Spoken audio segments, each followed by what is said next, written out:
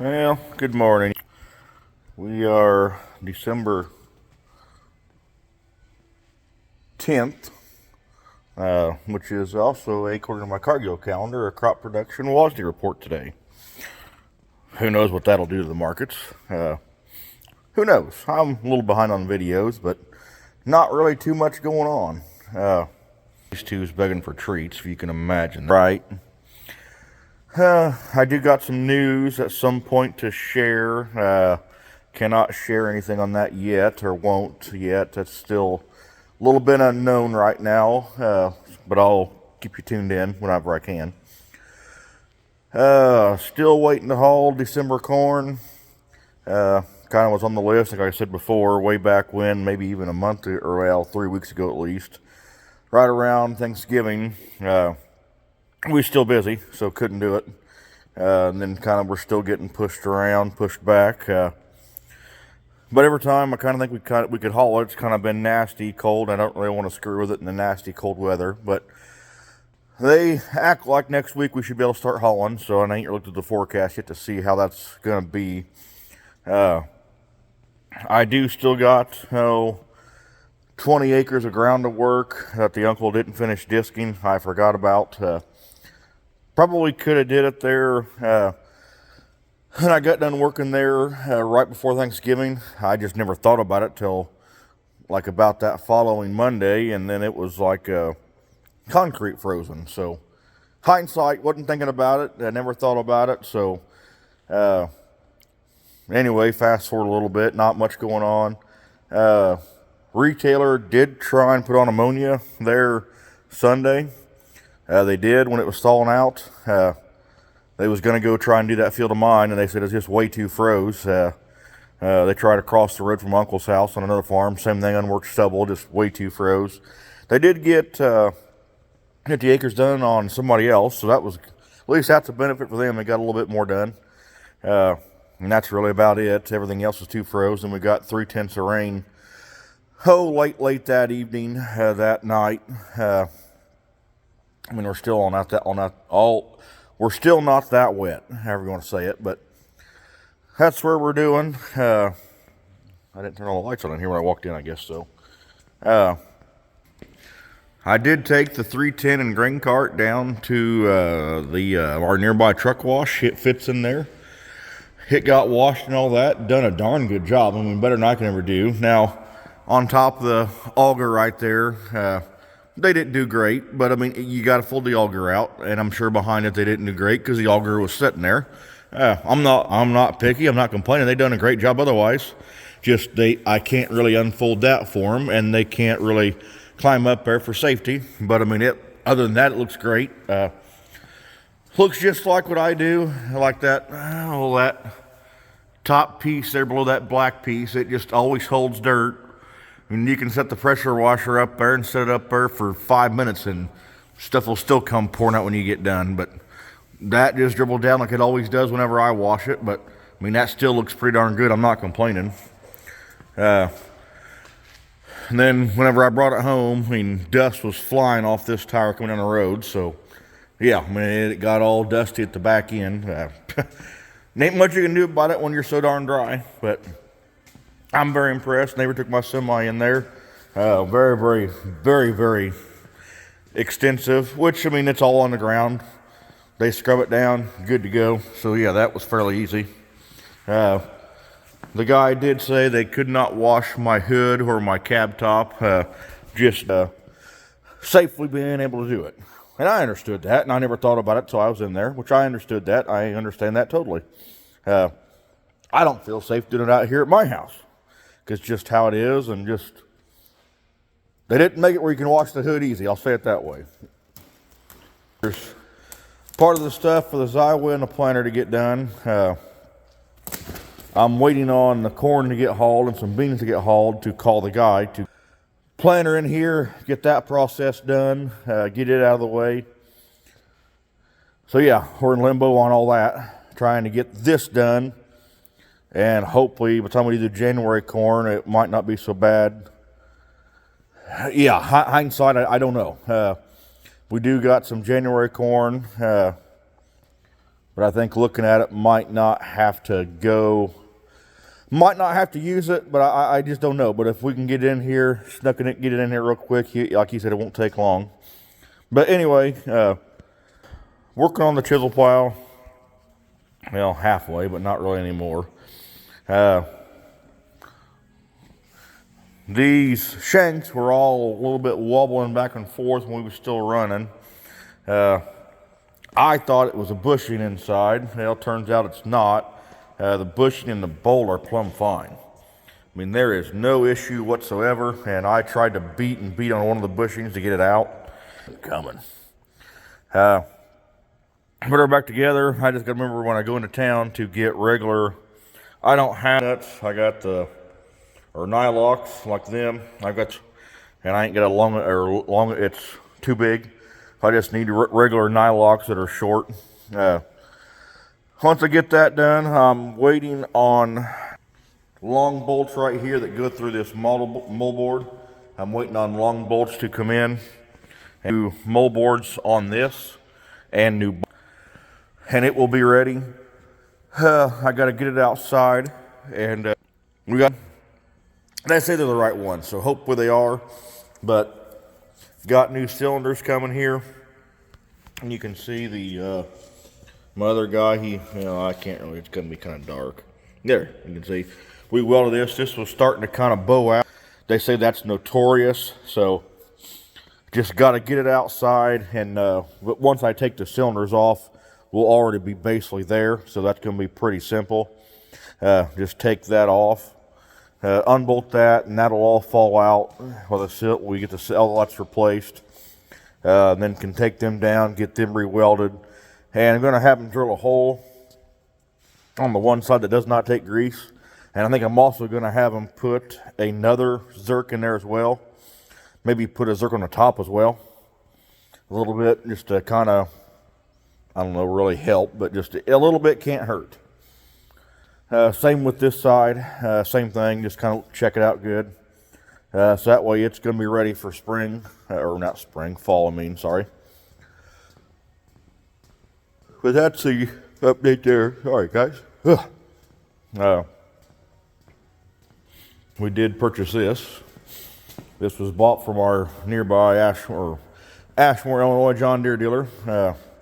Yeah, we do run green mowers. We do run green mowers. We have for a long time, since before even Dad died. I mean, man, you're 20 years probably. Had a Z665. Traded it in for this. This is I thought it was on the front, but this is the 545R fuel injected deal. Got a pretty good deal on it. So happy. I mean, you even got lights to mow at night, so that's what it kind of looks like. Fuel injected, kind of it sounded good to me. Maybe won't have some issues with some choke issues I had. My four-wheeler had a motor in it. I love it. Ain't got no more. I don't have any more choke issues, which notorious I had them because you don't use it enough. It just kind of locks up, and then you need it, you don't have it. But father-in-law was going to buy a cheap mower to mow his house, and I'm like, well, you're kind of dumb, really. Just put money in with me, and I'll go buy one. And I really wasn't interested in one, and I said, heck, just keep using mine. No, we wanted to have one. I'm like, well, just do it this way then. So that's what we did. So that's the only thing new we've bought. Well, besides the garden tiller and a box blade, but that was done this spring. I do got some brush I want to grind on the new farm and on mine and on one of mine. I hope to get there. I just don't want to grind brush when it's 10 degrees outside. That's not my cup of tea to what I want to be doing at all. We're thawed out. We should be thawed out now. We're kind of working on augers. We're ready to go back and get another auger, bring up here. One I forgot about to bring up here to get it ready. Tractor and ripper still hooked on in the old shed. It's sitting there waiting to be unhooked or ran, which I hope to just run it and set her shallow and just kind of go. Oh, I guess that's really all. Let's see. We got our seed all planned out. What's going to what farm. Hopefully we'll have some 6606 this year, unlike last year. No complaints, but sounds like we're going to have some 6606, or quite a bit of it, really. Going with OL, it's not a new number anymore. It was around last year. Going with a new 118 DeKalb on my farm down here, tiled farm. It looks pretty darn good. Usual numbers we're going to run. Numbers we had last year. I think that 6835 is the only different number, I think. We did switch up, or I did switch up our bean program, or however you want to say that, our bean variety. Kind of went away from what we'd been doing, but I think on the yield side, I think we're going to be better off. And some other reasons as well, which you're trying to eliminate some costs this year due to the income not being there. Kind of got a deal kind of with some Asgrow beans. Went all Asgrows except for our double crops, which there's not going to be many double crop beans. Only a 23 and a 10, so a mini bulk basically. But whatever we plan out, well, that's what we're going to have there in June. So went all Asgrows. We've been quite a few. We haven't had Asgrows since. Right, we had Asgrows last year. Had a 36X6. Phenomenal bean, best bean on the farm. Granted, tiled ground, and we've really pushed the farm. But still, plot data, that number is blowing the doors off. So we went pretty big in that number. Some of my better ground, or my best ground, that had the NCGA good ways of corn. We went 36 X4s out there. I'm not a long maturity person, but that's not long. But I always like having early beans out there, but no big deal. But I think the yield potential is better off with them out there on the best ground. I really do, and that's what the seed guy said. Put them on your best ground. That was where we can make the most money. So yeah, that's what we're doing. Planting some 2.7s, which they say they're mature like a 3.0, which no big deal. Got some 3.3s as well. And then got, instead of 35 XF1 like we had here at the shop, a mini bulk of, and was good beans. Was good bean, no complaint, no issues with them. It'd be a 4-year-old bean right now, or will be for this coming year. We went with the 35 XF5 on that. And then went to the 36 FX4 with quite a few. It's in my phone how many units we had of them, but 35 was a good number. Can't complain a bit at all. It was all good. Let's see here. Then we dove into some 39 XF3s. I'm not a late bean person, as I said. I am not a late bean person. I do not like late beans at all. I want them done early and out of the way. Maybe this will help us too. We're cutting late beans. The corn can dry down some more. I don't know. But ended up planting, let's see here. Had one farmer wanted to put 3 9s on, and I'm like, well, if I plant wheat there, and they're like, yep, you don't want 3 9s there. Wheat acres next year look to be down drastically, really, for me. Just really got one farm that can really go into wheat.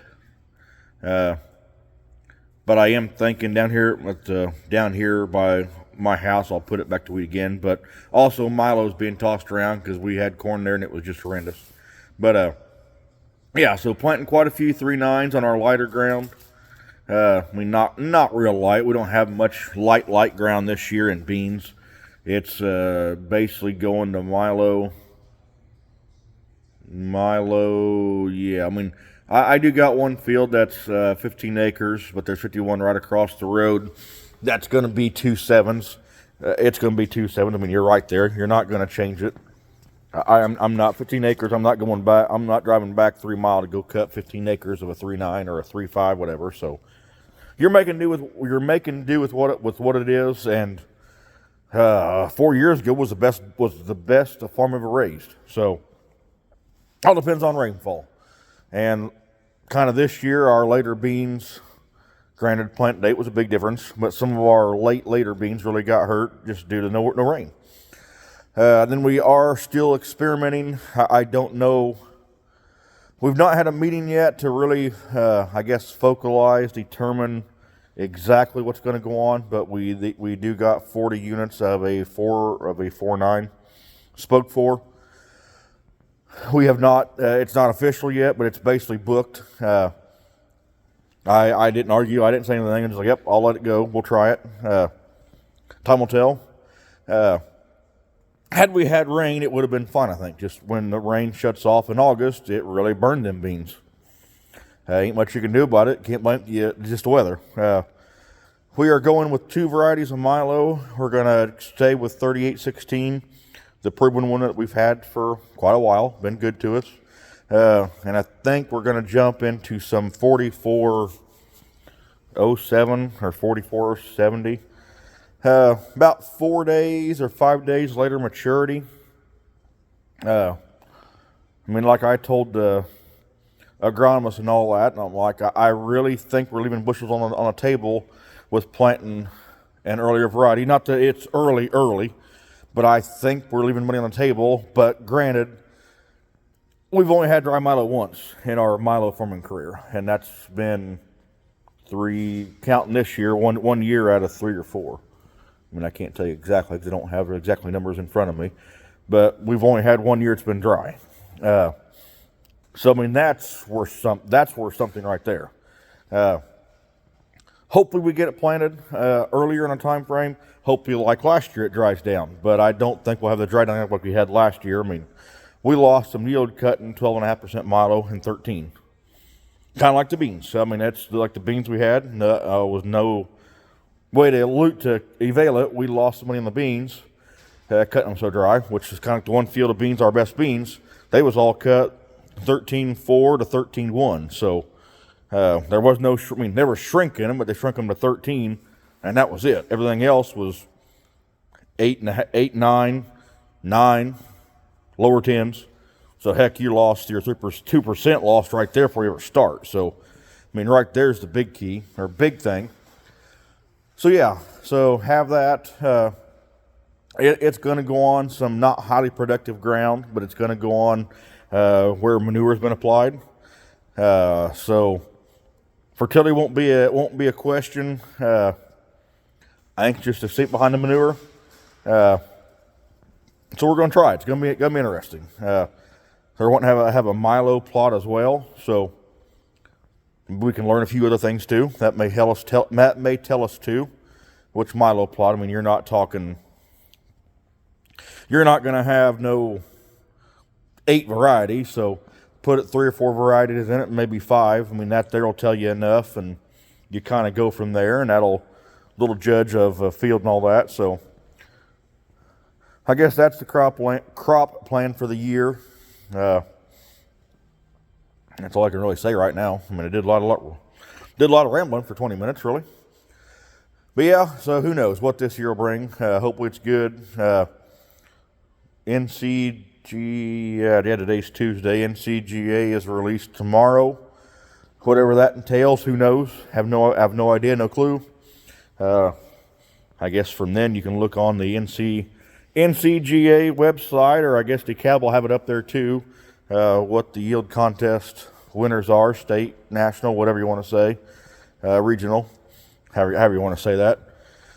Milo's still not been released, but I'm not counting on nothing from the Milo. I'm not counting on anything on the grain sorghum Milo side, just due to the year we had. It's part of it, nothing you can do about it. It is what it is. So time will tell. I guess that's where I'll end the video, and I'll go grab my auger and kind of start getting it ready. So hope you all enjoy the video, and see you next time.